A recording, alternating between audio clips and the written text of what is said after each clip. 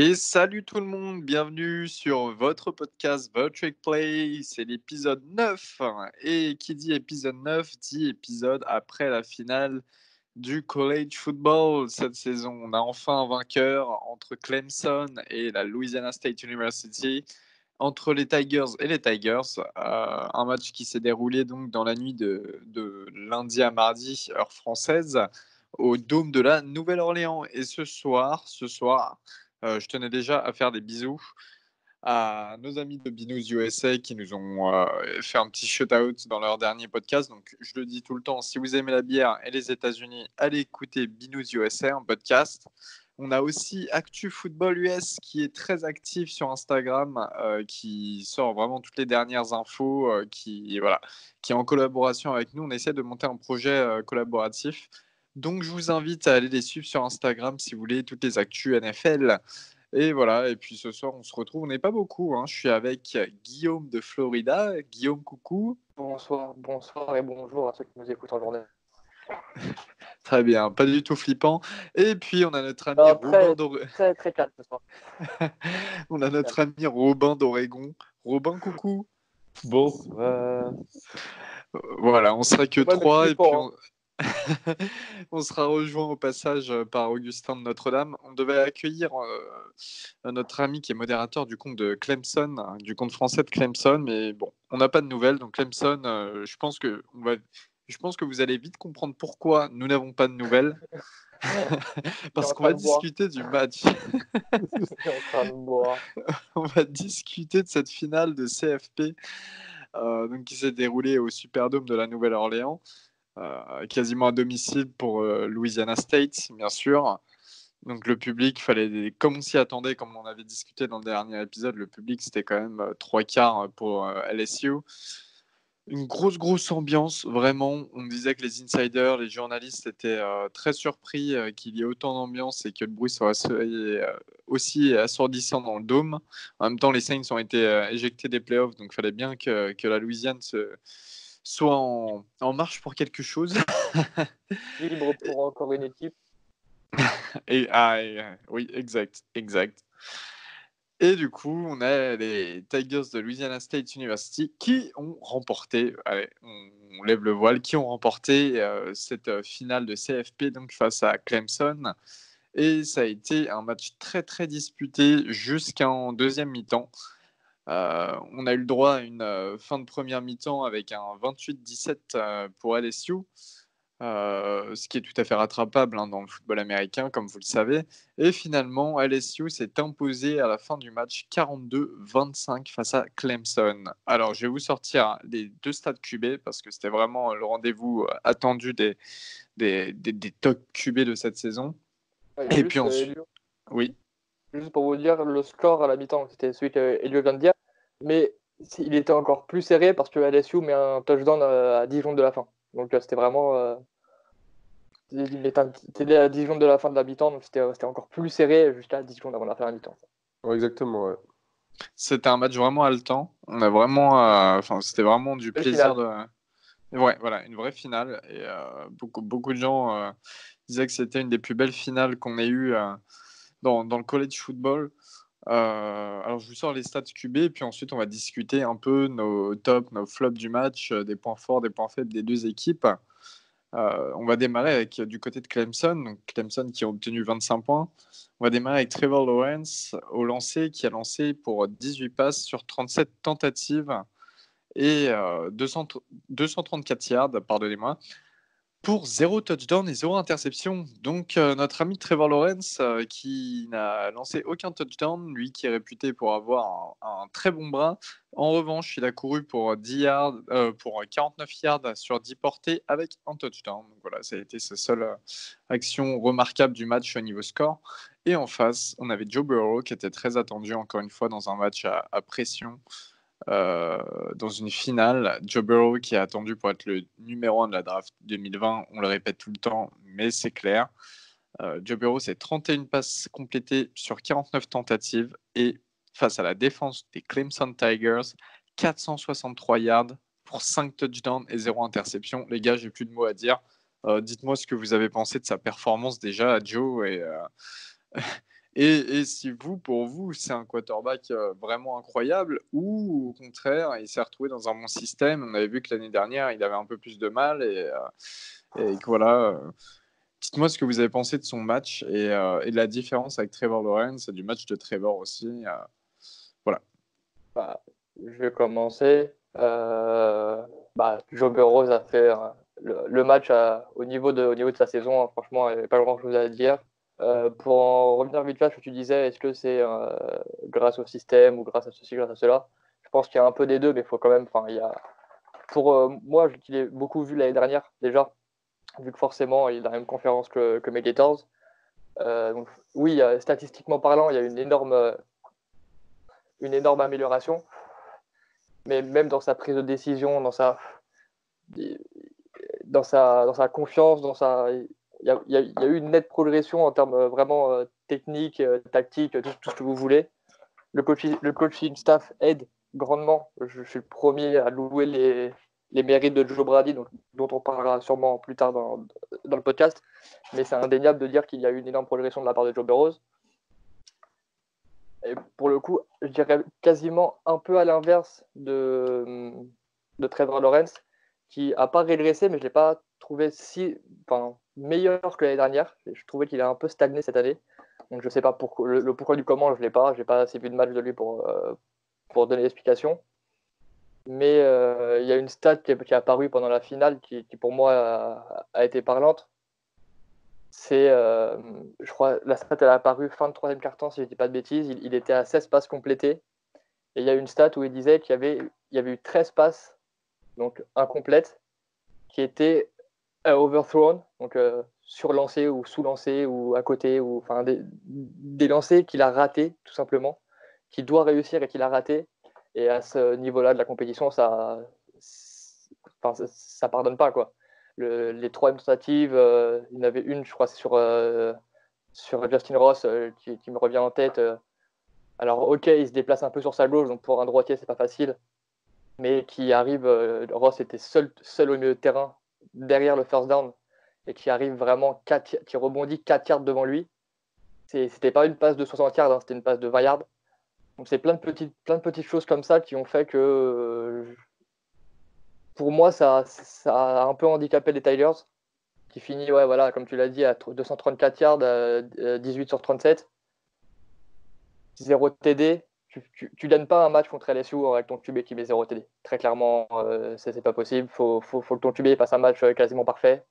On l'a vu, les seules équipes qui ont mis en danger cette année à LSU, c'est Auburn qui finit à 3 points, ou Bonix fait un bon match. Enfin, un match incroyable, mais le match qui suffit pour garder Auburn dans la course. Et Kyle Trask qui fait un très bon match aussi, avec quasiment des meilleurs stats que Burrow sur le match, mais avec une interception qui coûte cher. Cette année contre LSU, si tu voulais gagner, si tu voulais avoir une chance de gagner, il fallait faire un match parfait.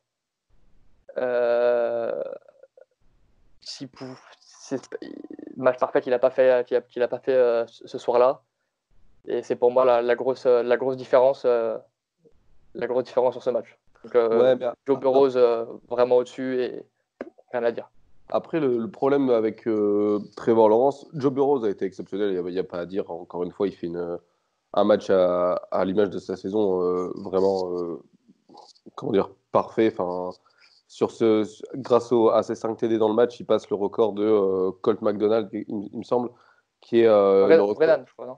Ouais, non, Brennan, ouais, qui était à Hawaï. Qui était le QB d'Hawaï, qui avait 58 passes de TD en une saison sur le championnat universitaire. C'était le record. Et là, Joe Burrow le passe. Donc, il fait non seulement une des meilleures saisons universitaires de tous les temps pour un quarterback. Et c'est pour ça qu'il est Heisman et c'est pour ça que LSU gagne le championnat aussi. On en parlait, pour revenir à Trevor Lawrence, on en parlait la dernière fois de la ACC. Et la qualité des équipes en face, elle n'est pas assez grande. Et du coup, quand Trevor Lawrence il se retrouve, et même la ligne de Clemson en général, elle se retrouve face à une équipe de LSU qui est une équipe de SEC et qui est physiquement beaucoup plus dominante que toutes les équipes de ACC combinées. Et c'est ça vraiment qui cause la déroute un peu de Trevor Lawrence, puisqu'on voyait, il courait pour sa vie un peu. Et Et au niveau des passes, Pas- pas- quand on voit qu'il roll, attends, juste je finis, quand il y a un moment, enfin,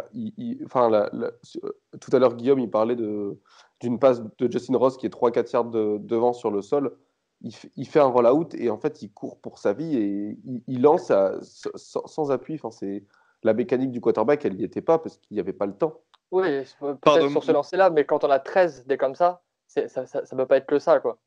À un moment, Non, effectivement, mais moi je pense qu'il a été aussi déstabilisé puisque il y avait la stat là, depuis qu'il est au lycée, depuis qu'il a 15 ans, le mec il a perdu 2 matchs. Enfin, c'est indécent et tout à l'heure justement je me renseignais un peu sur lui et il a même quand il faisait des camps pendant l'été etc pour se faire recruter, il était déjà meilleur que des QB seniors alors qu'il était en sophomore ou en freshman. C'est la première fois qu'il est pas que c'est pas le meilleur quarterback sur le terrain.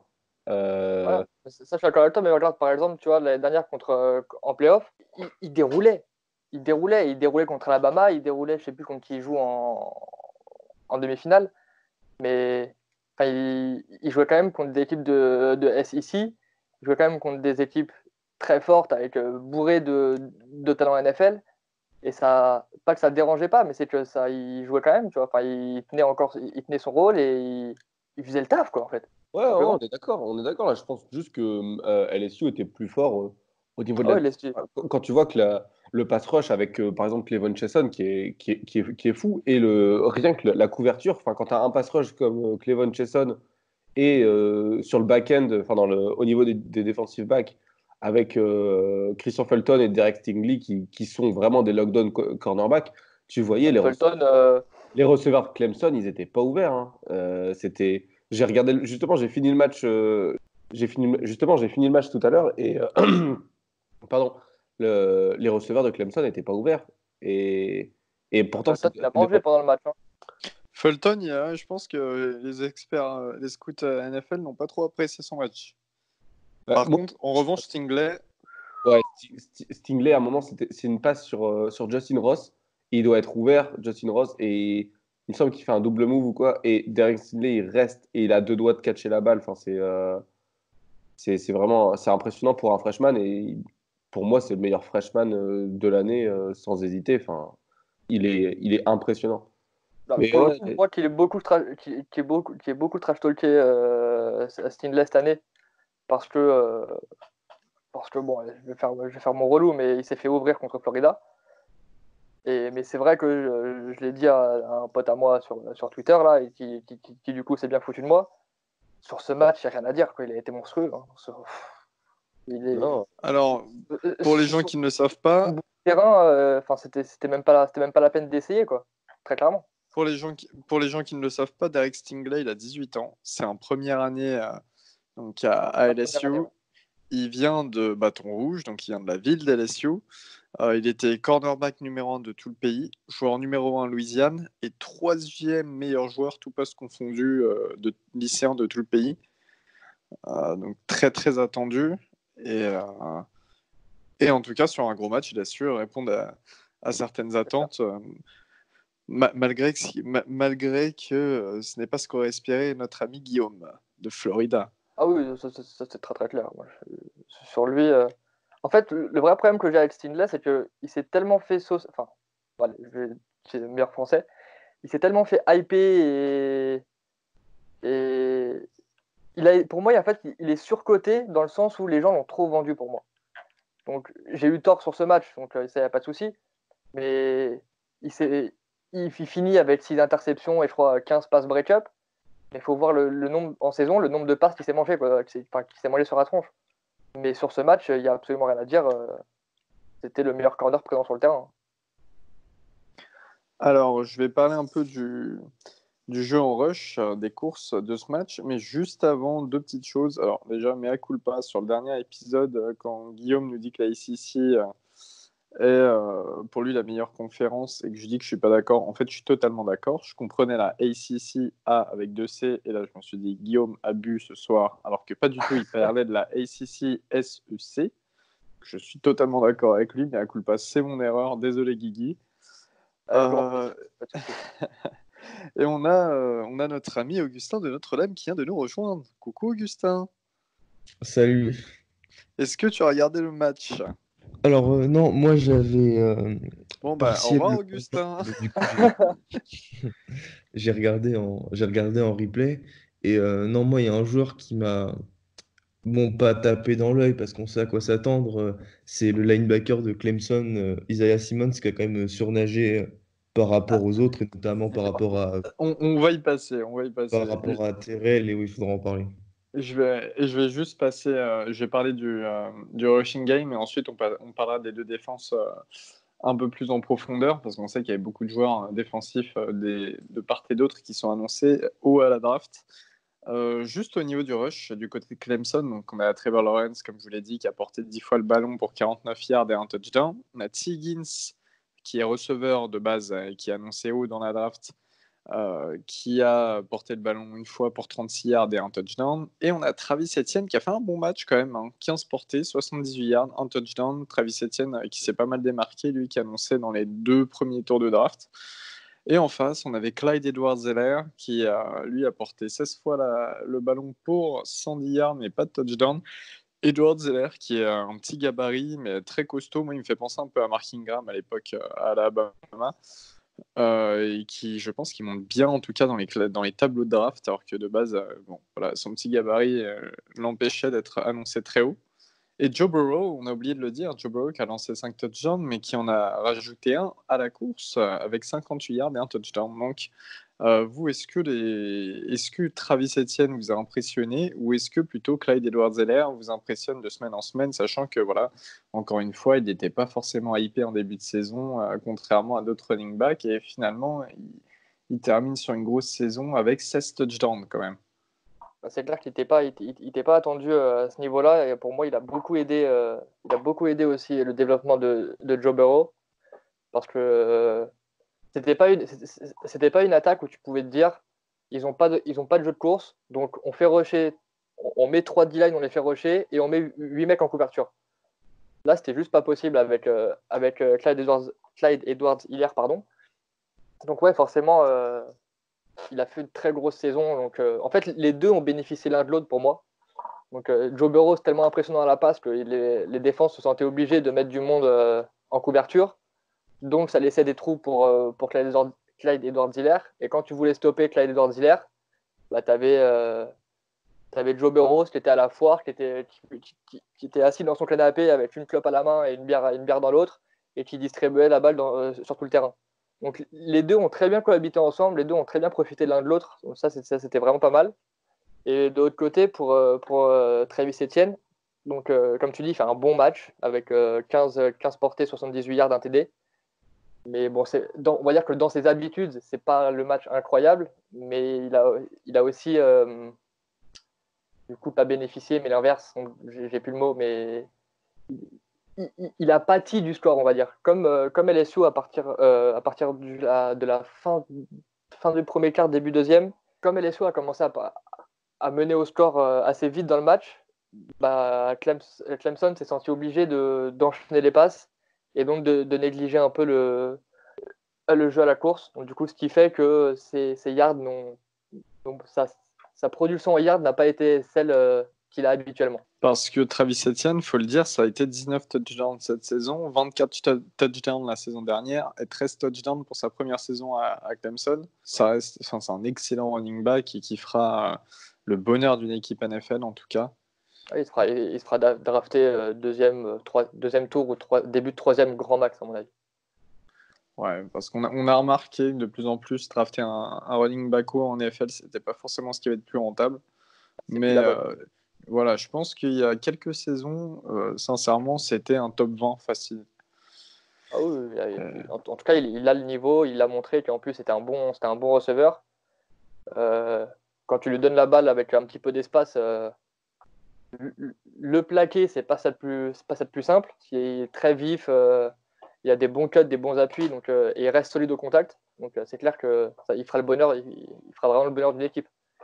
Mais là, cette année, à la draft, il y a pas mal de petits running qui ne seront pas draftés forcément au premier tour, qui vont tomber 2, 3, voire 4e tour, qui, je pense, auront du temps de jeu dès leur première année. Un peu comme les receveurs d'ailleurs. Où cette année, là, c'est un peu l'orgie. Et même 5-6e tour, à mon avis, tu peux trouver des trucs sympathiques. On l'a vu avec, par exemple, Miles Sanders chez les Eagles cette année de Exactement, ouais. Philadelphie, Devin Singletary chez les Bills, ouais, c'est clair. On va passer aux réceptions. Aux réceptions, parce que justement, il y a un pont avec tout ça, c'est que Travis Etienne a catché 5 ballons pour 36 yards et Clyde Edwards-Helaire a catché 5 ballons pour 54 yards, donc aussi des running backs qui sont un double danger, si je peux dire, à la passe comme à la course. Et quel match de Ja'Marr Chase encore. Ouais, alors là, je démarre par Clemson parce que bon, c'est un peu moins folichon, mais ensuite, c'est vrai qu'il y a LSU. Justin Ross, c'est 5 réceptions pour 76 yards. Les deux gros receveurs du côté Clemson, c'est Justin Ross et T. Higgins, il faut le savoir. Donc Justin Ross, c'est seulement 76 yards, pas de touchdown. Comme vous le savez, il n'y a eu aucun touchdown à la passe. Et T. Higgins, 3 réceptions pour 52 yards. Donc c'est vraiment peu. Après, on a Braden Galloway qui fait 2 réceptions pour 60 yards, mais voilà. Pour son retour, après un an. Après, le problème avec T. Higgins, c'est que T. Higgins, il est sorti du terrain pour blessure pendant bien 5-10 minutes. Il me semble qu'il y avait quelque chose à la cuisse ou quelque part par là, mais c'était. Et depuis quelques semaines, là, il est un peu blessé. Il avait déjà pris un gros. Blessures, ouais, il enchaîne les blessures et c'est pour ça, il me semble. Il me semble qu'il se présente à la draft et on en parlera plus tard, mais je pense qu'il y a eu beaucoup de blessures sur sa fin de carrière universitaire et ça a aussi pénalisé Clemson d'avoir un top receveur. Enfin, c'est un top 3. Enfin, il sera pris dans les 3 premiers tours à la draft et c'est. On va me dire dans les 2 premiers. Ouais, je voulais quand même. On sait jamais. Il était annoncé quasiment 3e meilleur receveur de la draft, qui encore une fois est une draft exceptionnelle niveau receveur. Mais c'est vrai que son historique blessure, là, et encore récemment, tu as raison. Ouais, c'est ça. Et son historique blessure, là, il va peut-être le faire un peu tomber. Et même au-delà de ça, le fait que Trevor Lawrence, il ait dû se débrouiller avec, on va dire, Justin Ross et quelques mecs autour. Il y avait quelques screen pass qui ont été lancés pour Travis Etienne, mais comme le jeu n'était pas. Enfin, la défense de LSU, on en parlera plus tard, mais la défense de LSU, elle était sur tous les ballons et ils avaient plus faim que la défense de Clemson. Donc, ouais, c'est au niveau des receveurs de Clemson, c'était pas foufou. Et même, il y a eu quelques drops. Par exemple, T. Higgins, à un moment, je me souviens d'une slant au milieu du terrain où il revient juste de blessure, certes, mais enfin de l'attente médicale. Mais il plonge pour la balle, mais c'est un catch qu'il doit faire et qu'il doit faire tous les jours. Et c'est juste parce qu'il n'est pas à 100%. Et du coup, c'est pour ça qu'il drop ce ballon et comment dire, ça arrête le drive de Clemson. Donc, c'est des petits détails qui font que maintenant, LSU, ils étaient à 10 points devant et à 10 points devant, bah, ils ont couru le ballon. Et quand Clemson devait passer la balle et si les receveurs ne marchaient pas, bah, forcément que ça pose problème. Ouais. Et du coup, on a un peu parlé des receveurs de LSU, là, Ja'Marr Chase, et tu parlais de Joe Burrow. Ouais, Joe Burrow, impressionnant. Mais moi, ce qui m'a surtout impressionné, en fait, chez LSU, c'est en fait le nombre de ballons, donc ce qu'on appelle des 50-50 balls, donc les passes un peu 50-50, où c'est ce que pendant tout le match, ils ont appelé, comment ils ont appelé ça, best on best. Donc c'est ton meilleur receveur contre leur meilleur corner, où tu envoies la balle, donc faut quand même réussir à la placer, la balle, attention, hein, je dis pas que c'est des balles faciles ou quoi, mais c'est juste, est-ce que ton receveur va battre le corner? Et il y a notamment un touchdown de Ja'Marr Chase qui est vraiment comme ça, où c'est la balle, elle est bien placée, mais Ja'Marr Chase n'est pas forcément démarqué plus que ça, et c'est vraiment lui qui fait, qui est juste trop fort et qui récupère la balle, alors que c'est un sophomore, c'est sa 2e année, t'es pas censé être fort comme ça en tant que sophomore, quoi. Alors, je vous donne des ajustements pour moi qui suis receveur, mais à des années-lumière du niveau de Ja'Marr Chase, attention. Ah ouais, personne. On compare absolument pas à lui, mais c'est vraiment des balles où c'est toi contre le défenseur, la balle est placée à un endroit où les 2 joueurs peuvent faire action sur la balle, maintenant qui va être le meilleur? Alors, je vais vous donner toutes ces petites balles-là que les receveurs de Clemson ont réussi à ont réussi à attraper et que les receveurs de LSU ont réussi à attraper et que ceux de Clemson n'ont pas réussi forcément justement à attraper. Ouais, Du coup, et juste avant, désolé Elio, je vais encore te couper, mais juste avant Ja'Marr Chase, sur les deux matchs de playoff, là, c'est indécent, c'est à sa ligne de stats. Elio va la citer là, très prochainement, mais Ja'Marr Chase, là, s'il n'y avait pas le problème d'éligibilité en NFL, c'est le top receveur.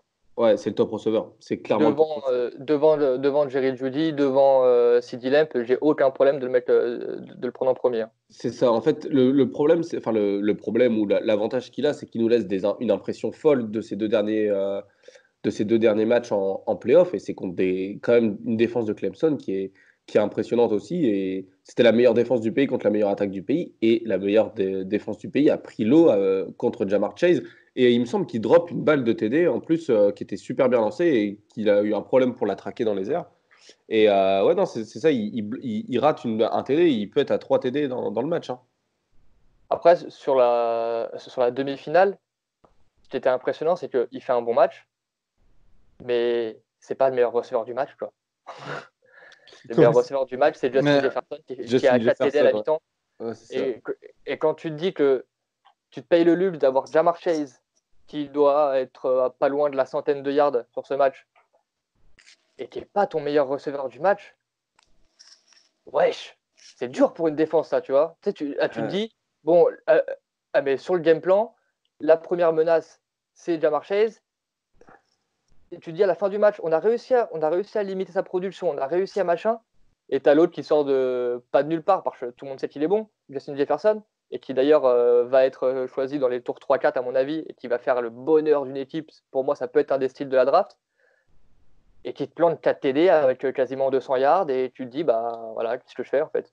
Parce que j'ai réussi à plus ou moins museler leur première arme, mais leur deuxième arme, elle m'en met 4. C'est ça, et même. Partout, et ça doit être ultra frustrant pour une défense de dire que tu as fait le taf en fait. Et bah non, en fait, non. Mais ouais, c'est ça. Et au-delà de ça, même après, quand tu as Ja'Marr Chase, Justin Jefferson, tu as aussi après Thaddeus Moss qui arrive et qui nous met qui met 2 TD dans le comment dire, dans le match. Et dans la semaine dernière, il y a 2 semaines contre Oklahoma où il met il met 1 TD et il fait genre 105 yards, un truc comme ça. Et pour vous dire à quel point le mec s'est révélé, c'est que si je dis pas de bêtises, donc c'est un junior, je crois, Thaddeus Moss, et il finit la saison à 4 TD.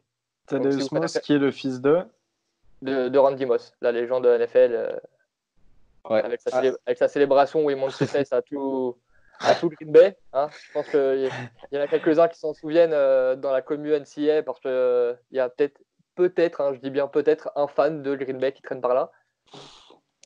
Actuellement, il est pas ici.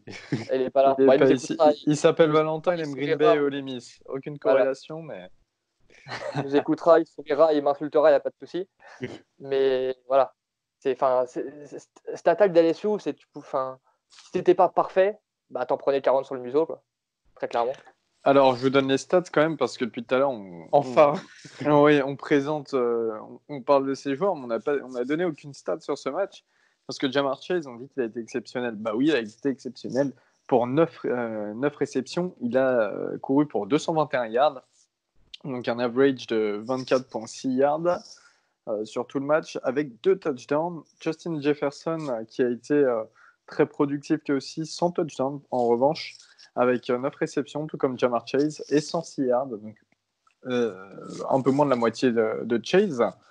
Et puis, ouais, on a eu Terrace Marshall, qu'il ne faut pas oublier, qui était un receveur 5 étoiles, 3 réceptions pour 46 yards et un touchdown, et Thaddeus Moss, donc le fils de Randy Moss, le tight end, 5 réceptions. Thaddeus Moss, le tight end, on est d'accord. 5 réceptions pour 36 yards et 2 touchdowns. Ça a vraiment été la foire pour LSU. Ce qui est intéressant aussi, c'est qu'on en parlera tout à l'heure, mais LSU, ils ont un avenir. Ils doivent avoir un après Joe Burrow et un après tous ces joueurs exceptionnels qui partent à la draft. Mais Ja'Marr Chase, comme vous le disiez, reste une saison de plus au moins, parce qu'il est que sophomore. Bon, et c'est vrai qu'il est exceptionnel et Il a fait une saison à 20 touchdowns là, et Justin Jefferson une saison à 18 touchdowns. Donc ça fait pour 2 receveurs d'une équipe 38 touchdowns combinés quand même. Bonjour. C'est fou, non mais c'est fou. Ouais, juste Elio, il y a petite info qui vient de tomber. Ouais. Il y a le backup QB de Clemson, Chase Bryce, qui est rentré dans le portail des transferts. Je pense que tu as eu l'info ESPN aussi. Ouais. Mais voilà. Et il sera éligible directement pour 2020. Exact, ça peut être intéressant. 3 étoiles, Chase Bryce, qui a vu l'arrivée de DJ Ugalele. Je crois que j'ai le bon nom. Enfin, on va l'appeler de DJ. tête. Même pour la saison prochaine, vous me excusez, mais on va l'appeler DJ parce que frère. Le nouveau lui, quoi. On a réussi à dire Tagovailoa. On s'est tous appliqués. On a dit bon, allez, c'est bon, on va s'appliquer pour lui. Frère, à un moment, vas-y, appelle-toi James aussi, non? C'est bon. Alors, ouais, en tout cas, DJ qui est formidable et qui a un 5 étoiles et qui sera formidable à Clemson parce que c'est le nouveau quarterback remplaçant de Trevor Lawrence. C'est la relève, exactement. On va parler de défense, on va parler des prestations défensives de part et d'autre, donc de Clemson et d'LSU. Clemson, ce qu'il faut quand même dire, c'est qu'ils jouaient beaucoup en blitz et qu'ils avaient d'excellents edge rushers et rushers de toute manière sur les blitz. Et un très très bon linebacker qui est annoncé comme étant quasiment le meilleur linebacker de la draft qui arrive. C'est Isaiah Simons qui a réalisé un super gros match. 7 tacles, dont 6 solos et un sac avec 2 tackles for loss. Tackle for loss, c'est quand l'attaque perd des yards sur un tacle. Ça a été exceptionnel, Isaiah Simmons, et je crois que toi, Augustin de Notre-Dame, tu es fan de joueur et tu as vraiment apprécié sa prestation. Bah, déjà, en fait, j'aime beaucoup le linebacker des Panthers qui vient de sortir, Luke Kuechly. Et en fait, je retrouve beaucoup, je trouve de Luke Kuechly en Isaiah Simmons parce que les deux, ils ont un QI football qui est hyper élevé. Et genre, Isaiah Simmons, dans la défense de Clemson contre LSU, bah, t'as l'impression, je parle surtout dans le backfield, hein, parce que Simmons, pour ceux qui ne savent pas, c'est un ancien safety. En fait, il a été recruté comme safety par Clemson et il est souvent loin de la boxe, en fait, dans une zone entre safety, corner, linebacker. Et quand tu, quand je regardais le match, je comparais Edgy Terrell et Simmons, mais c'était le jour et la nuit, la défense de Clemson. Bon, après, je vais pas blâmer Edgy Terrell parce que en face, tu avais Jamar Chase, t'avais Justin Jefferson qui ont fait du sale. Genre, je vais dire quasiment n'importe quel DB se serait fait marcher dessus. Mais Simmons, là, j'ai des stats devant les yeux. Il a juste permis 2 catchs pour 21 yards sur 5 targets dans sa zone avec 2 passes incomplètes forcées du coup par Simmons. Donc là, il a encore envoyé un message aux franchisés NFL et son draft stock, il augmente encore, quoi. Ça se demandait s'il va pas être sur le podium de la draft. Ah, ça m'étonnerait Top pas 10 que ça. quasiment assuré, de toute façon. Ah, moi, je dirais Top même 10 top 5. assuré. Il peut même... Ouais, ça dépend du need au poste de linebacker et je pense pas qu'il y a que Détroit dans le top 3 qui peut avoir besoin d'un linebacker de cette qualité-là, mais je pense qu'ils vont plutôt prendre autre chose et il va tomber dans le top dans le top 6, quelque chose comme ça, mais c'est déjà impressionnant et ouais, c'est vrai que Isaiah Simmons, gros match. Et Pour le coup, tu le comparais un peu à Kuechly. Moi, je le comparerais plus à un mec comme Shazier, beaucoup plus athlétique, on va dire un peu plus athlétique que Kuechly, même si Kuechly est un monstre, on va pas se mentir. Enfin, était un monstre, maintenant on peut dire. Il joue en NFL, hein, et tous les mecs sont athlétiques en NFL. Ah oui, mais oui, voilà. Mais après, je sais pas, tu prends un mec comme Thomas Davis, l'autre de Carolina, le plus ancien. Lui, c'est plus un mec à l'ancienne, c'est un run stopper de base qui a un petit peu plus de mal en couverture. Isaiah Simmons, tu me le mets dans la boîte contre un gros backer, contre un gros running back, pardon, ou en man contre un slot, j'ai aucun souci. Hein. Non, clairement, il a toutes les qualités pour le faire. Enfin, c'est indéniable. Hein. C'est clair. Et du coup, moi, parce que j'en parlais sur Twitter avec le compte des Panthers des Carolina Panthers. Moi, pour le coup, avec le départ de Kuechly, si Simmons est encore dispo sur le choix 5-6, enfin plus 5 d'ailleurs, je vois bien les Panthers essayer de trader. Les Panthers, ils ont le choix 7, il me semble. Je les vois bien essayer de trade up ou tenter un move dans ce style pour aller chercher justement Simmons. Ouais, moi aussi, j'aime bien l'idée d'aller chercher Simmons pour remplacer Quickley. Par contre, leur nouveau head coach, il est plus Matt Rule. ouais, Matt Rule de Baylor, il est plus côté offensif. Donc pour moi, il irait chercher autre chose. Pourquoi pas un quarterback assez haut dans la draft. Et donc, je pense pas réellement. Ça serait bien pour eux, mais je pense qu'ils repartiraient plutôt avec un nouveau quarterback. Je pense qu'on refera une mock draft juste après le combine et quand tout sera fini et on verra un peu ce qui tombe. Mais ouais, ça fait du sens, Isaiah Simmons au Panthers. Alors pour la petite parenthèse, ouais, Matt Rhule, le coach de Baylor, donc Baylor, on a vu qu'ils ont fait une saison exceptionnelle, qui ont monté un programme qui était complètement à la dérive. Matt Rhule a été intronisé head coach des Carolina Panthers en NFL et il a pris comme offensive coach Joe Brady, qui est le passing coordinator d'LSU, celui à qui on attribue le succès de Joe Burrow et de l'attaque d'LSU. Donc il passe directement d'un poste d'assistant offensif, on va dire, à un poste de coordinateur offensif en NFL. Après, c'était quasiment coordinateur offensif. Hein. Oui, clairement. C'est ce qu'on dit dans l'ombre. Et du coup, pour rester dans LSU, les Panthers, Baylor, le defensive coordinateur de LSU aurait signé en tant que head coach à Baylor. Exact. Qui était le coordinateur le mieux payé de la ligue, enfin de la NCAA, qui n'a pas ravi tous les fans de LSU que je connais, et donc du coup qui est très probablement le prochain head coach de Baylor. Alors, je vais vous sortir un fun fact par rapport à la défense de Clemson. C'est les deux joueurs les plus prolifiques à un niveau tackle sont Nolan Turner et Kevin Wallace. Kevin Wallace, qui est un 3 étoiles et qui était 99e safety de tout le pays à sa sortie du lycée. Donc, c'est assez rare à Clemson. Et Nolan Turner, donc celui qui a réalisé le plus de tacles pour Clemson, était lui carrément un walk-on. Il n'avait pas d'offre d'aucune fac. Il est rentré, il a tenté, il a fait des tests pour rentrer à Clemson et il a réussi.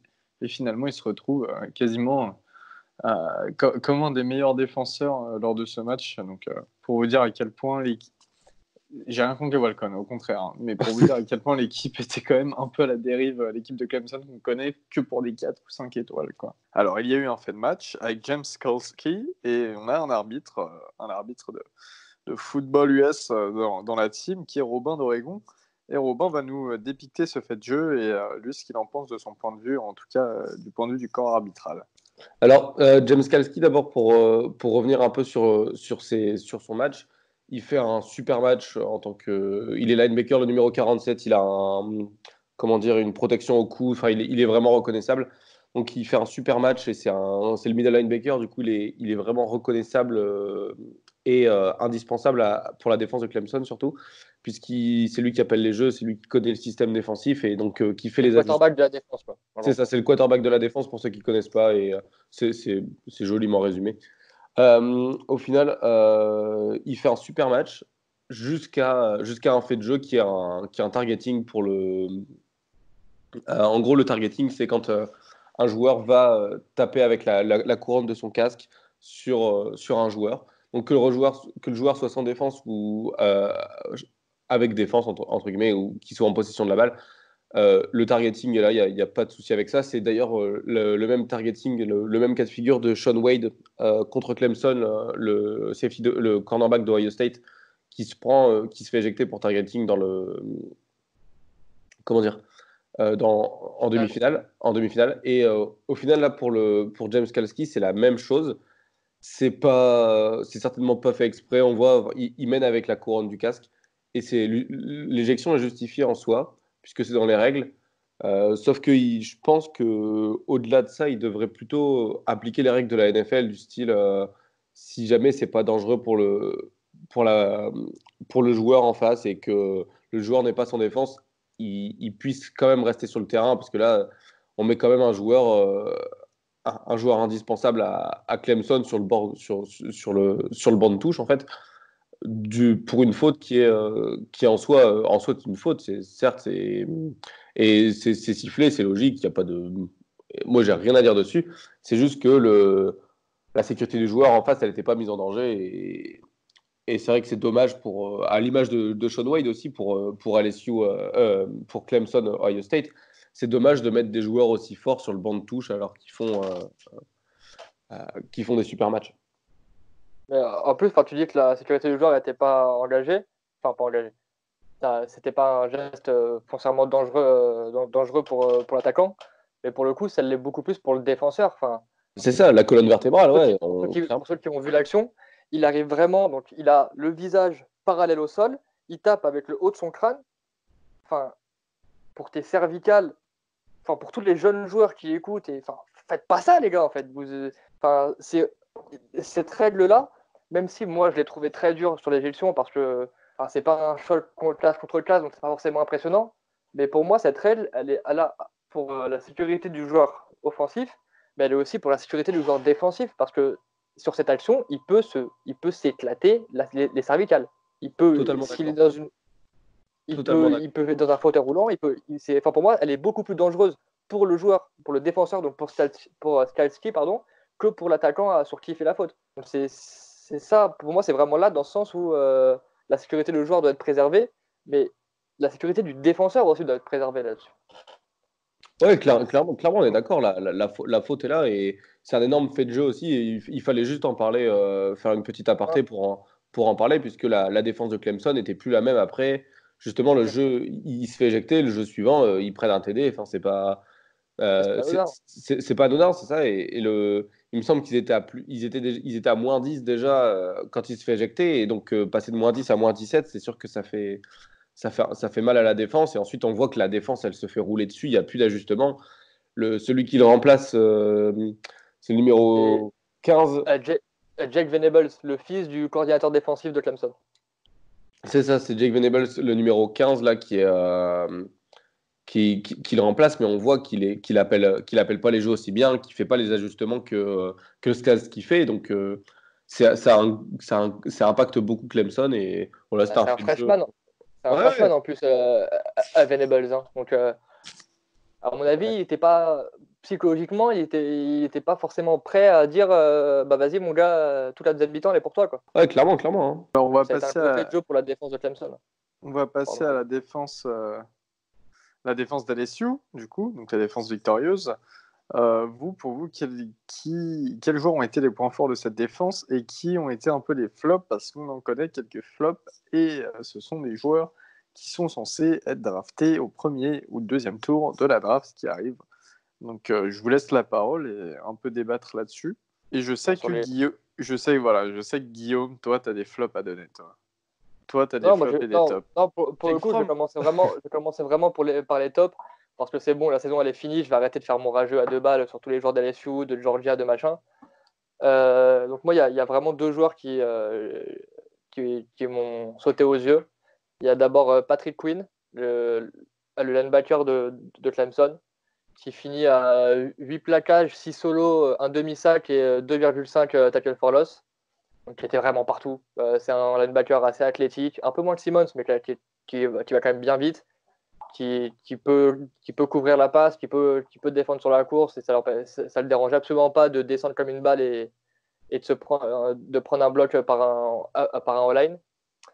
Et le deuxième joueur, bien que ça me fasse pas plaisir de le dire, hein, attention, c'est Derek Stingley, qui a juste, pour ceux qui ont regardé le match, c'était simple en fait. Si la caméra elle coupait le terrain dans son milieu, ça n'aurait pas dérangé pour voir le match. Il ne s'est rien passé de son côté. Donc, dans les stats, c'est vraiment le type de match où vous regardez ses stats, il finit à 2 plaquages, 1 solo et un fumble recouvert sur la toute fin du match. C'est pas impressionnant, ça fait pas rêver, c'est pas flashy, mais juste, il a été impérial sur son côté. Ça ne servait. Lawrence, il y a un moment, j'ai regardé, il regardait même plus du côté de Stingley. il se mettait en place pour prendre le snap. Coude à droite, coude à gauche. Stindley, il est où? À gauche. Eh ben, on va lancer à droite. Et du coup, à droite, il y avait qui? Donc, c'est peut-être mon flop du match. C'est Christian Fulton, qui a. Donc, il n'a pas forcément eu du mal. Mais du coup, vu que comme tout a été lancé sur lui, bah, à un moment, il faut quand même. Ça reste un humain, il faut en prendre des catchs. Donc, je crois qu'il a 11 targets et il prend 6 catchs. Donc, en soi, ce qui n'est pas incroyable, mais en fait, du coup, pour moi, il souffre de la comparaison avec Stingley qui a vraiment éteint son côté. Donc, lui, pour le coup, il finit à 6 plaquages, et 6 solos, un tackle for loss et une passe défendue. Donc, voilà, si le seul flop, on va dire, que je peux trouver, ça serait lui. Et moi aussi, je mets Christian Fulton en flop parce qu'il se fait griller quand même 2-3 fois et que quand tu vas te retrouver dans la National Football League et tu vas te retrouver face à en quasiment parce que c'est un type qui est fait pour être drafté cornerback numéro 1 dans une équipe. Donc quand tu vas être cornerback numéro 1 face au receveur numéro 1 de l'équipe adverse et que c'est un gros receveur, les ballons vont souvent aller vers ce receveur-là et tu peux pas te faire griller comme ça en NFL. Et voilà, c'est aussi simple que pour ça. le coup, tu vois, je pense que ça peut être un mal pour un bien. C'est-à-dire que s'il descend un peu dans le draft stock, ça va peut-être lui permettre de tomber dans une équipe donc un peu, moins bien classée dans la draft, mais du coup intrinsèquement meilleure, qui a peut-être déjà un cornerback numéro 1 et qui va vouloir se renforcer en prenant un cornerback numéro 2. Et du coup, il sera peut-être pas forcément obligé de se farcir le meilleur receveur de l'équipe en face, ou Je du suis moins d'accord pour avec toi. commencer sa carrière. Donc je pense que ça, pour le coup, bon, lui dans sa tête, il a pas ce calcul-là. Hein. Son calcul, c'était d'être le plus haut, le drafté le plus haut possible. Attention. Mais je pense que pour son développement et pour son intégration dans la ligue, s'il descend un peu et qu'il tombe, je sais pas, j'ai pas d'équipe en tête comme ça qui pourrait drafter un cornerback numéro 2, mais on va prendre une équipe comme les Bills. Imaginons qu'il se fait drafter par les Bills, il ne sera pas drafté par les Bills, attention. Hein. Il se fait drafter par les Bills, il a Tre'Davious White, il est de l'autre côté. Alors oui, du coup, l'inconvénient à ça, c'est qu'il risque de voir beaucoup de ballons parce que les gens ne veulent plus lancer de côté Tre'Davious White. Mais du coup, il aura le deuxième receveur et pas le premier de son équipe. Très bien. Ça peut être un mal pour un bien. C'est vrai. Non, moi, je suis totalement d'accord avec toi. C'est vrai. Je n'ai rien à rajouter parce que moi, je suis d'accord avec toi. Ok, du coup, moi, mon top, c'est Grant Delpit, le safety. Donc, c'est pas vraiment un top indiscutable, c'est un top parce qu'il a été bon en soi. Il finit avec 6 plaquages, dont 5 solos et un sac. Donc, au niveau du sac, faut savoir que quand Grant Delpit il va faire des safety blitz, il est vraiment à l'aise au niveau de ça et ça s'est fait ressentir sur la ligne de Clemson quand il faisait des fake blitz. La ligne de Clemson, elle mangeait un peu et du coup, quand il blitzait réellement, c'était un peu dur. Euh, Au niveau de son draft stock, je pense qu'il y a beaucoup de fois où, durant l'année, on l'a critiqué parce il avait pas les Américains ils appellent ça un motor, c'est-à-dire qu'il n'était pas assez physique sur le terrain, il courait pas assez, il plaquait pas assez bien. Et je pense que sur ce match-là, il a bien montré qu'en fait, il était physique et qu'il plaquait bien. Là, il n'a pas hésité à aller au contact. Par exemple, j'ai souvenir d'un plaquage sur Travis Etienne qui est vraiment tout ce qui est l'archétype du plaquage physique. Donc pour moi, bon petit match de Grand Delpit et ça fait plaisir et je pense qu'il va remonter un peu dans les draft stocks parce il a beaucoup baissé cette saison. Et c'est lui qui force le fumble à la fin, si je dis pas de bêtises. C'est ça, c'est lui qui force le fumble et Derek Stingley qui la récupère ou vice versa. Enfin, c'est ça, en tout cas c'est les deux, c'est les top 2, top 3 meilleurs joueurs de LSU en défense et ouais non c'est vrai qu'il fait un super match en soi et ouais tu vois ouais je viens de voir là c'est Derek Stingley qui récupère le fumble donc c'est Grand Delpit qui va mettre son casque en plein milieu de Lance sur la balle.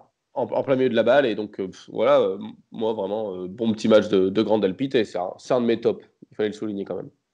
Il y avait aussi un autre gros joueur qui se présente à la draft et qui est annoncé comme un des meilleurs age de la draft. C'est Clavon Chason. du côté d'LSU, et je crois que Augustin de Notre-Dame avait un peu envie de décrypter son match et un peu envie de le comparer à un joueur de son équipe de Notre-Dame. Bon, je m'excuse hein, auprès de, de Guillaume, moi aussi je vais faire mon rageux. Non, mais J'en vas-y, hein. Pour une fois, c'est c'est pas pas moi. lui parce que c'est un concurrent direct de Julian Okwara. Bon, je crois qu'il a quand même pris ses distances avec notre edge rusher de Notre-Dame. Du coup, moi j'ai regardé Clavon Chason, le edge rusher d'LSU avec attention parce que il y a une belle cuvée cette année de rushers parce que, enfin, entre autres à Notre-Dame, il y a Julian Okwara.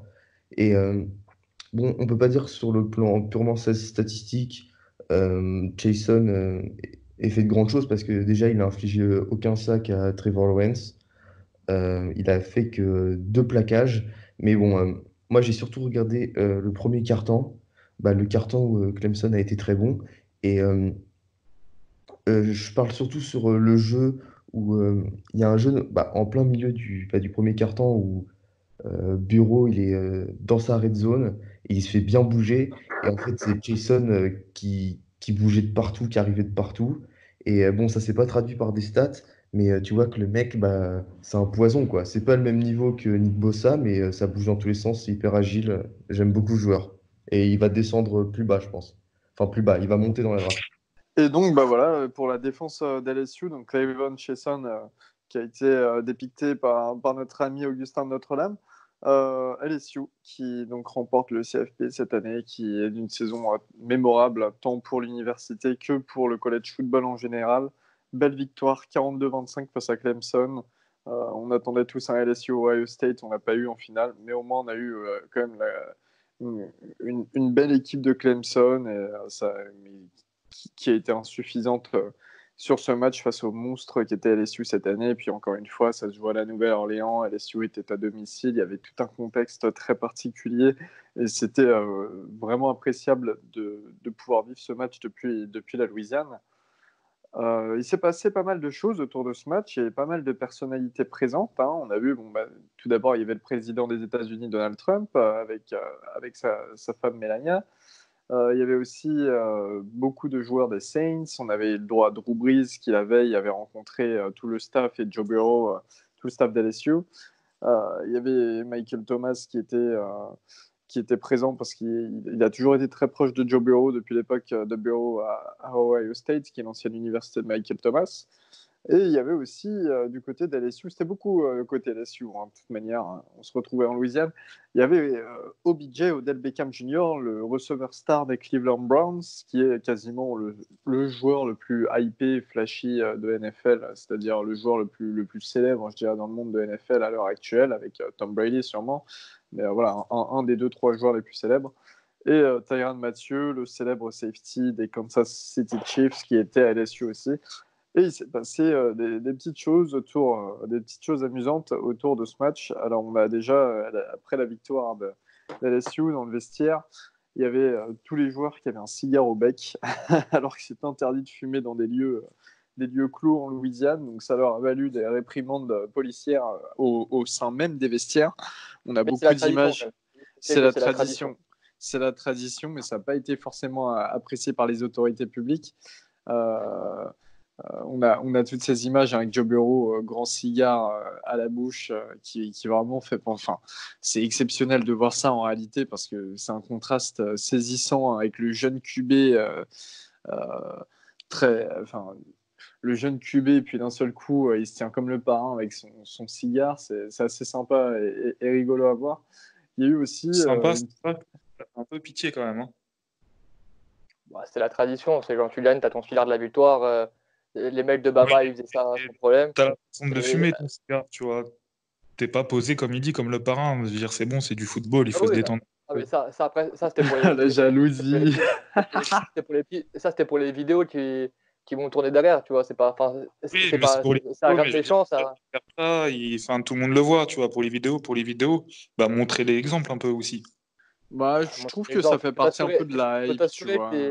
Ouais, voilà, t'es Heisman. Le mec, il vient de battre quand même le record du nombre de touchdowns lancés de toute l'histoire du college football, tu vois. Il peut se permettre. Oui, ça, je voulais dire tout à l'heure quand même, il a battu le record, certes, mais le seul petit bémol pour moi, c'est que en plus de À chaque matchs fois, il y a que un petit Brennan. bémol, toi. Non, mais c'est vrai. Il faut remettre les choses dans le contexte. Maintenant, c'est des saisons à 15 matchs. Si je dis pas de bêtises, Brennan, son record de 56, 58, je sais plus, il le fait en 13 matchs, je crois, ou 14 matchs. Ouais, Bon, mais C'est je juste vois ça. les défenses de SEC. Tu parles toujours de défense de SEC. Oui, non, c'est clair. Dans Oui, ce non, mais cas-là, certes, tu- oui, Et non, mais Guillaume, Guillaume, Tim totalement Thibault, il a d'accord fait quoi? qu'à Hawaï. Comment? Ah ouais. Et Tim Brennan a Thibault, fait il a fait quoi? Colorado, ouais, ouais. Donc, Tim Thibault, il a fait Heisman et 2 fois champion. Bonne question, ou pas comment? Oh Il a là une là là statue, là. il a une statue devant la fac et il a la plaque avec son discours The Promise d'avant de son deuxième titre mis sur une plaque sur le stade. D'autres questions? Et quand Tim Tebow a été Ok, je Iceman crois et pas. champion, si toi tu l'avais vu avec un cigare à la bouche en train de profiter comme le parrain, t'aurais rien dit. T'aurais Ah, même dit Ah, ouais, mais ça moi, fait partie de la hype, c'est cool quoi. j'aurais été le premier à mettre ça sur tous les réseaux sociaux et à être encore plus insupportable que je l'ai été pendant tout le match, à dire que Kyle Trask est meilleur que Trevor Lawrence. Ça, c'est clair et net. C'est pour ça que moi, ça ne me dérange pas de voir ça. Le mec, encore une fois, il est champion, il est Heisman, il a fait une saison mais qui va rester dans les annales du college football. C'est le roi du monde. C'est le roi du monde à ce moment-là. Et enfin, il fait ce qu'il veut. Même s'il veut éclater son joint à ce moment-là, éclate ton joint, mon frère. Oula, Si- oula. Dans, Attends. dans S'il veut certains sortir, États américains, il pourrait, mais bon, je ne sais pas si s'il ça veut serait très sortir, accepté s'il par veut sortir, la s'il veut NCAA. sortir la bouteille de Jack Daniel et la chug en entier sur le terrain, il le fait. Ouais, Bon, moi, en tout, personnellement, ça ne me pose aucun problème je pense- que les mecs fument leur cigare et posent comme le parrain. À leur place, nous tous, on aurait fait sûrement bien pire, tu vois. Et enfin, je veux pas présumer de la fin de soirée, mais je pense que la fin de soirée a été bien pire que ça.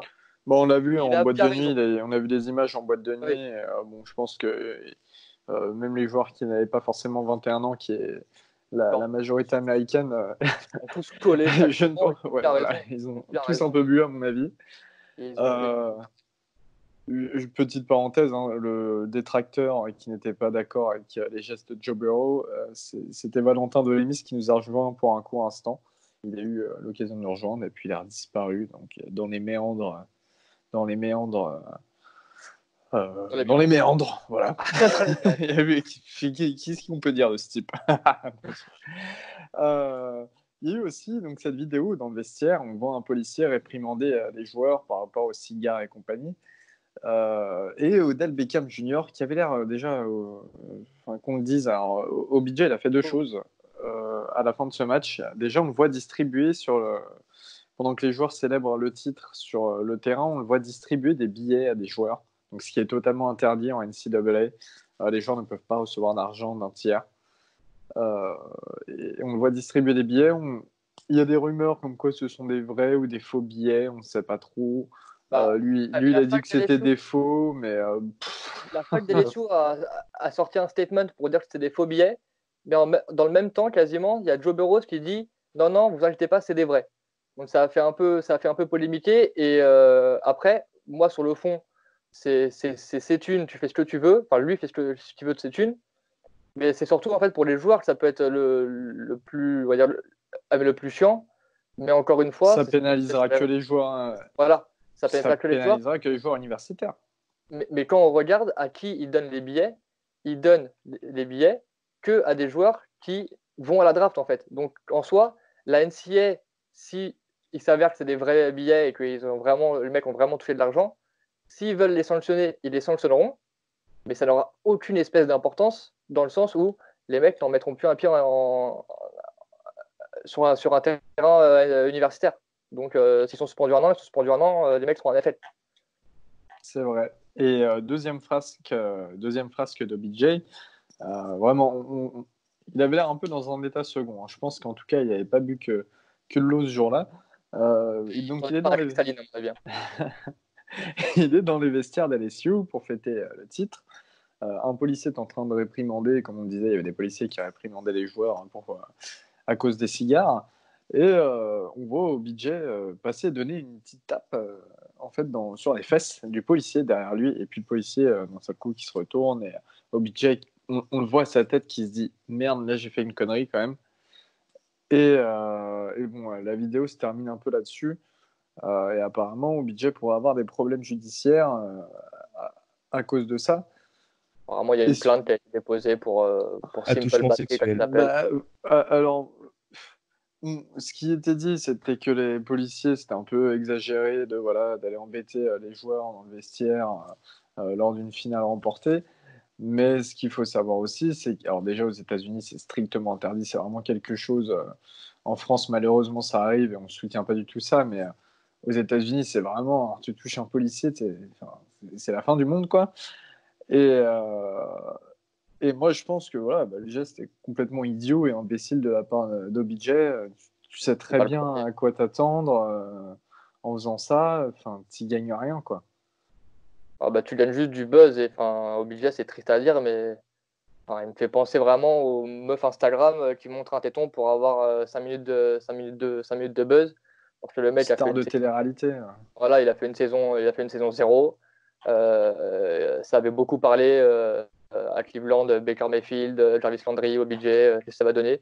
Bah, ça n'a rien donné. Et du coup, en fait, ce mec-là, il a besoin qu'on parle de lui. Tu vois, c'est pas une attention whore, mais presque, tu vois, quasiment. Et le mec, on parlait pas assez de lui et faut qu'on parle de lui. Et c'est malheureux qu'au final, tu vois, là, on est quoi? On est 3-4 jours après après la victoire d'LSU et on parle plus de ça que de la victoire en elle-même d'LSU. Et moi, personnellement, je pense d'abord aux joueurs. Moi, ça me ferait chier, tu vois.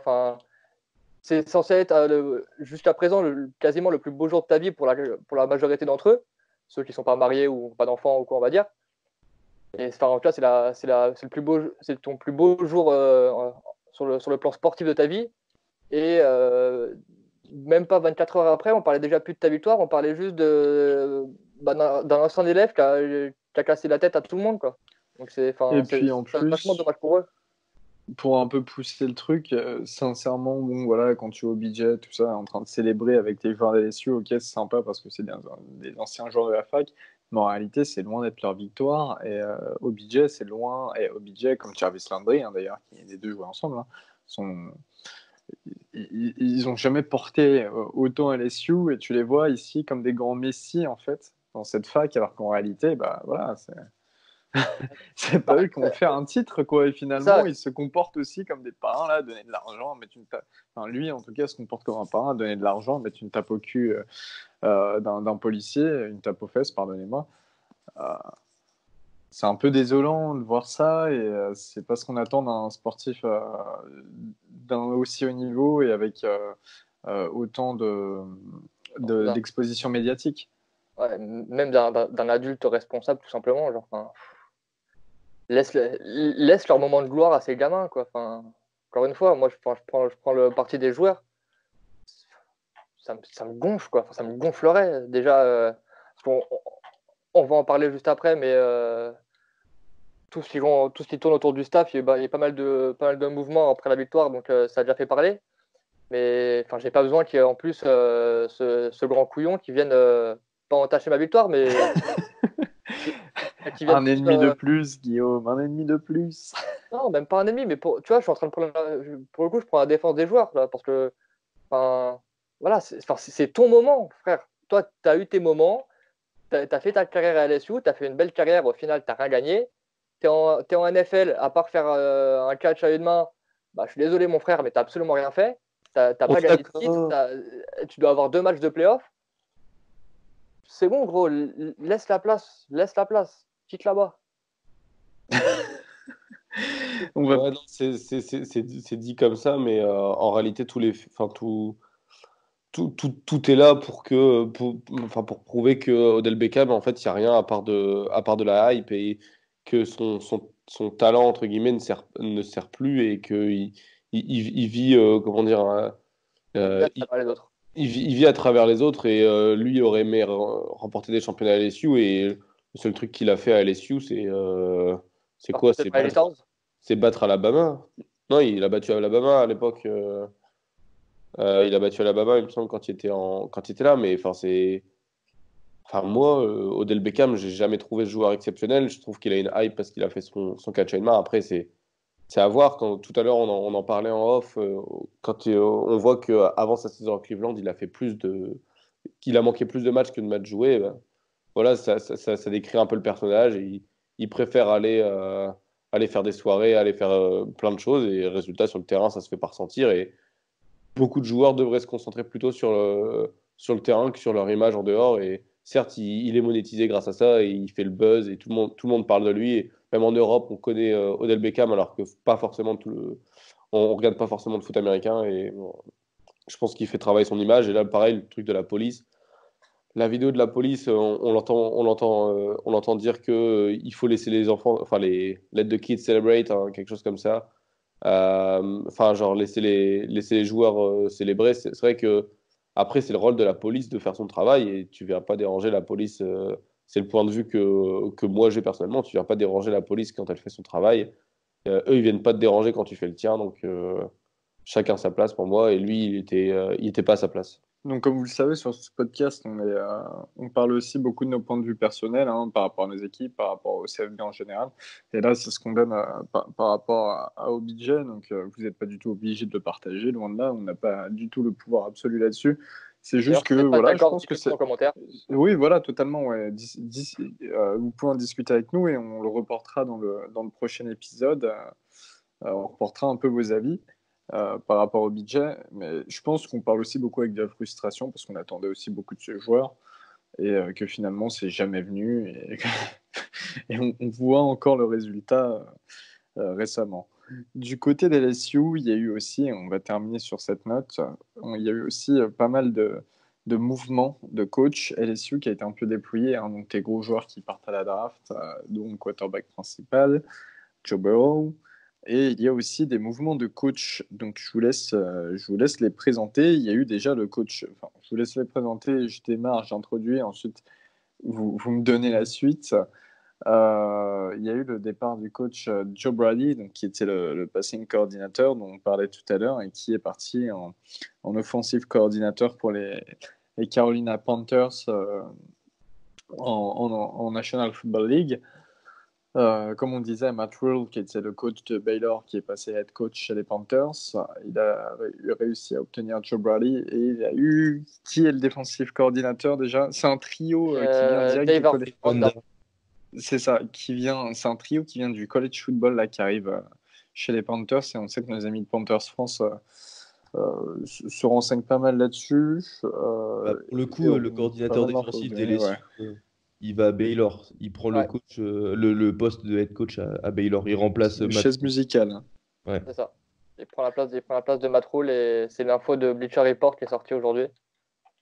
Donc, est-ce que vous pensez que Joe Brady, on parle pas de draft, rien, on sait pas ce qui va se passer dans 3 mois, mais est-ce que vous pensez que Joe Brady peut, par exemple avec un Cam Newton à moitié séché, peut apporter une nouvelle dynamique aux Panthers qui étaient dans une mauvaise posture cette saison, qui avait vraiment en attaque, qui n'avait que Christian McCaffrey et DJ Moore, l'ancien de Maryland. Est-ce que vous pensez qu'au contraire, il peut un peu redynamiser l'attaque comme il l'a fait à LSU, parce qu'à LSU aussi, c'était pas forcément l'attaque la plus attrayante de CFB avant. Je pense que ouais, mais après, les infos qui circulaient autour de Cam Newton, t'en parlais, ça serait plutôt pour un trade. Moi, en tout cas, c'est ce que moi j'ai entendu, il parlait d'un trade pour Cam Newton et de repartir avec soit Allen, j'ai plus son prénom, c'est un des Allen. Kyle Allen, voilà, je voulais pas dire de bêtises. C'est donc Kyle Allen ou alors Will Grier, le quarterback qui sort de West Virginia. Et je pense qu'avec ces deux QB-là, il peut faire quelque chose de sympa. Le problème, c'est que comme Joe Brady, il a appris avec Sean Payton, donc avec les Saints, donc il aime beaucoup la passe, d'où son poste de passing coordinateur à LSU. Et avec l'épaule à moitié en vrac de Cam Newton, qui n'a pas l'air de vraiment guérir ou quoi, ça me semble compliqué de mettre le système que lui met en place avec Cam Newton. Qu'avec un des deux jeunes, ça peut potentiellement le faire, je pense. Et après, moi, je pense. Ouais, vas-y. Juste, je pense que comment dire, il faut Matt Rhule, le nouveau head coach des Carolina Panthers. Il est parti de rien avec Baylor et c'est ça qui a marché, c'est qu'il a créé les fondations lui-même et je pense qu'il veut repartir de zéro et créer lui-même ses fondations. Donc à mon avis, il va trader à tout va, accumuler des draft picks pendant la draft et choper qui il veut en quarterback, en linebacker. Et c'est pour ça que moi, là, depuis comment dire, l'embauche de Matt Rule, j'ai l'impression qu'ils vont prendre un QB. Je ne sais pas encore qui, mais j'ai l'impression qu'ils prendront un QB et en tout cas dans les 2 premiers tours. Et en tout cas, je pense qu'ils vont trade up dans cette draft pour aller chercher des joueurs sur lesquels ils vont baser leur nouvelle équipe. Du coup, en tout cas, pour revenir à LSU, ça va vraiment du coup repartir de quasiment zéro avec leur quasiment offensive coordinateur qui part, leur defensive coordinateur qui part, la grande majorité de leurs star players qui partent à la draft. J'ai un peu peur, pour pas vous mentir, que Ja'Marr Chase se sente un peu seul. Après, les infos qui sont sorties aussi, c'est Derek King, donc le quarterback de Houston, qui va être dans sa saison senior l'année prochaine, qui a demandé un transfert et qui apparemment serait assez proche d'LSU.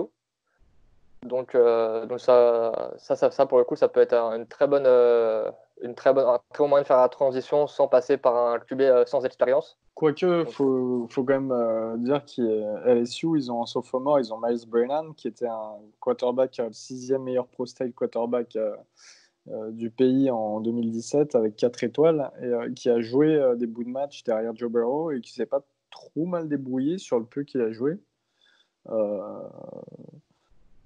Et si Derek King vient, ça sera plus une compétition avec Brennan, je pense.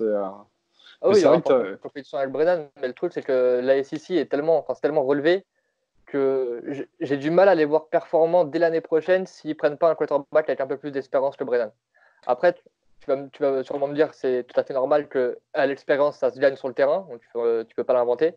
Tu peux pas prendre des transferts QB à tout va. Mais ouais, en SEC, c'est compliqué. Pour moi, s'ils avaient plus de retours en production, surtout offensive, autre que Ja'Marr Chase, donc j'espère pour eux que Thaddeus Moss va revenir et va pas déclarer la draft en tant que junior, parce que là, du coup, il y a vraiment 95% de leur production qui part. Ed Orgeron, le head coach, le fameux head coach avec sa voix comme ça des LSU Tigers qui va se retrouver qui va se retrouver presque sur un chambouin malheureusement et qui va devoir gérer tout ça, et c'est là aussi où je pense qu'il a sa carte à jouer, à prouver quelque chose en tant que head coach. Il avait été, quand il est arrivé chez les Tigers, il avait été un peu pas décrié, mais il y avait pas mal de personnes sceptiques. Et ouais, il y avait pas mal de personnes sceptiques, et je pense que l'année prochaine, c'est un bon moyen pour lui de prouver qu'après un cycle, il est capable d'en recréer un autre. En tout cas, il a quand même des joueurs pour, beaucoup de 4 et 5 étoiles aussi chez LSU. Oui, ça, c'est clair. Donc, si je dis pas de bêtises, c'est lui qui avait pris l'intérim après le départ de Les Miles. Yes. Et donc il avait fini la fin de saison. La saison d'après, si je dis pas de bêtises, elle avait été un peu compliquée. Ça avait commencé à parler de changer de coach. Donc là, à mon avis, il a fait taire quelques détracteurs vu la saison qu'il fait. Après, là, moi, c'est un gif un truc qui m'a fait rire, c'est le gif de Will Smith dans Le Prince de Bel-Air quand il rentre chez lui où il n'y a plus rien dans la pièce, avec marqué Ed Orgeron quand il va arriver en pré-saison l'année prochaine. Tu vois. C'est probable. C'est clairement probable. C'est un peu ça. À la limite, tu pouvais rajouter un pote à lui pour imiter Ja'Marr Chase, parce que bon, on va pas dire qu'il repart de zéro, parce que quand même, quand tu as un mec comme Ja'Marr Chase, bah, t'es quand même bien. Mais ouais, ça va être un sacré chantier pour lui, quoi. Voilà. Et bah, je pense qu'on a terminé sur ce match Clemson-LSU, donc qui est cette victoire d'LSU pour cette année NCAA. En tout cas, c'était super cool, les gars, d'avoir démarré le podcast sur cette saison avec vous, parce que vraiment, c'était une bonne saison. Il y a eu pas mal de surprises et pas mal d'excellents matchs même. Voilà. C'est la fin du 9e épisode de Voltaic Play. La semaine prochaine, ça sera le 10e. On vous réserve bien sûr plein de surprises, plein de choses. Là, ça y est, vu que la saison se termine, on aura plus le temps d'innover un peu, de changer un peu de sujet, d'un peu améliorer les projets. Ça sera moins de commentaires de match, mais on va s'orienter aussi vers la draft, vers la saison prochaine. Et voilà quoi. Donc, moi, je vous souhaite une bonne soirée. Les amis, Yes. Bonne soirée à tous. Bonne Bonne soirée. soirée. Au revoir. Et puis, on vous fait des gros bisous. Merci beaucoup de nous écouter, comme chaque semaine. On sait que c'est un peu long parfois, mais on sait que vous écoutez jusqu'au bout et ça fait plaisir. Et n'hésitez pas toujours à nous contacter, à nous poser des questions, à vous intéresser, à discuter avec nous. Et puis, nous, on vous reporte dans l'épisode suivant et on donne vos réactions parce que c'est important. Nous, ce qu'on cherche, c'est de l'interaction avec vous parce qu'on est vraiment une communauté microscopique. Donc, il faut vraiment, voilà, si on peut interagir, c'est avec plaisir. Bonne soirée à tout le monde en tout cas et on se dit à la semaine prochaine. Yes, à la semaine prochaine. Yes, à la semaine prochaine.